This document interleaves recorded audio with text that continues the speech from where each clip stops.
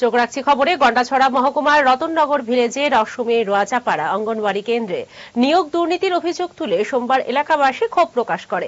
অভিযোগ, মোহিনী রোজা পাড়ার অঙ্গনওয়াড়ি কেন্দ্রের নিয়োগে পক্ষপাত ও টাকার বিনিময়ে অযোগ্য ব্যক্তিদের চাকরি দেওয়া হচ্ছে।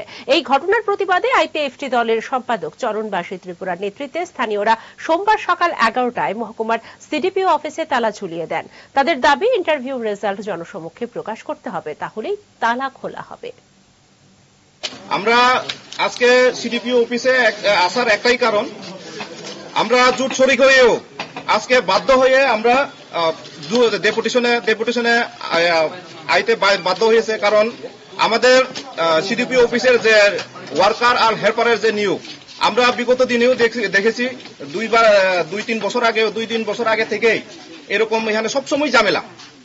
সব তোমার হেল্পার নিয়োগের দিকে হোক বা ওয়ার্কার নিয়োগের দিকে হোক, সবসময় এইসব ঝামেলা।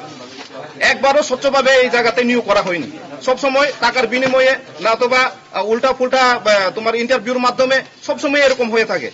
কারণ গতবারের যে ইন্টারভিউ, একটা জায়গা থেকে আরেকটা জায়গাতে নিয়োগ বা আরেকটা পঞ্চায়েত থেকে ট্রান্সফার করে আরেকটা পঞ্চায়েতে নিয়োগ, এভাবে আমরা দেখতেছি।